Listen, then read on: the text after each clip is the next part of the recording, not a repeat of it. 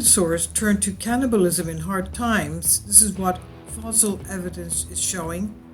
This is on Science Alert by Mike McCrae. And they said that eating one's own kind might be considered poor taste to us humans, but it's a remarkable common survival tactic among other animals, which is why we should not be surprised that dinosaurs also turned to cannibalism on occasion. A haul of fossils from over 150 million years ago has provided paleontologists with a rare glimpse into the chomping habits of Jurassic meat eaters. Among the bones are signs that, in desperate times, one common theropod took desperate measures. Identifiable bite marks left by dinosaur diners are less common than most of us might imagine, and the tooth imprints of theropods, avian dinosaurs, including Tyrannosaurus rex and Velociraptors, have only been found in a few percent of bones in dinosaur fossil assemblages. Unfortunately, this rarely makes it harder to come to definitive conclusions on which species left the marks. Most studies simply pin them on T. rex, perhaps thanks to its taste of bones, if not its general infamy.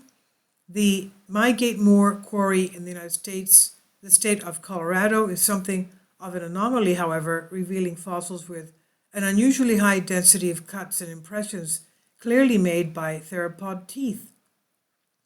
Researchers from the University of Tennessee, Colorado, Mesa University, and Damon College in Amherst, New York, took the opportunity of this bite mark bounty to track down the genus most likely to be responsible.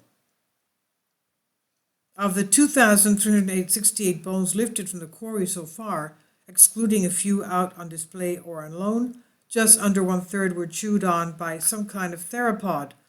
On closer inspection, there were clues suggesting a heavyweight predator called Allosaurus was the guilty carnivore for at least a portion of the cases. At least one of the sets of marks was large enough to be left by either an Allosaurus of remarkable size or another large dinosaur called Ceratosaurus. Similarly large predators such as Saurophaganax and Torvosaurus are also hard to rule out. While most of the indentations were in bones of large herbivores, 17% of them were found on theropod bones, including other allosaurs. Of those, about half were on parts of skeletons unlikely to give a sizable meal. It's not the first example of a dinosaur nibbling on its own brethren, although rare, examples do pop up from time to time, and this is, however, a first of this particular beast. In desperate circumstances, it's not hard to imagine a population of theropods turning on one another or the remains of their dead, hungry for any nutrition they could find. The University of Tennessee paleontologist Stephanie Drumheller says big theropods like Allosaurus probably were not particularly picky eaters, especially if their environments were already strapped for resources. As she said, scavenging and even cannibalism were definitely on the table. The study is a fascinating example of dinosaur forensic dentistry being used to collect evidence on dinosaur behavior, something paleontologists rarely get a chance to study in so much depth. Other features on the fossils include the surrounding rock itself might help explain why the bites were so numerous. Signs point to long periods of exposure for the dead before they were covered in sediment. In lean times, perhaps, bodies scavenged from a graveyard of dying animals left out in the sun might have made for as good a lunch as any.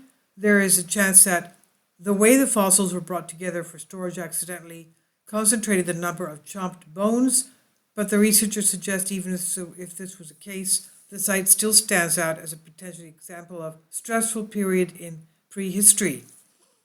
What feels like a gruesome and unsavory practice is a behavior many species of animals rely on, not just in desperation, but as a strategy for keeping up fitness while keeping down disease.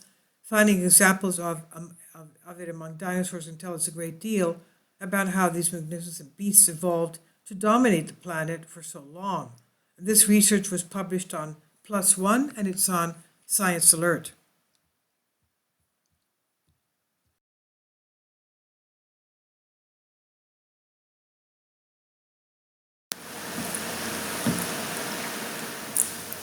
If you'd like to join me on my Patreon account, You will hear content not covered by mainstream media. These riveting stories will be based on my research, and I will state my opinions and give my personal insight on diverse and controversial subjects and world events not covered by mainstream media, and not supported by YouTube guidelines.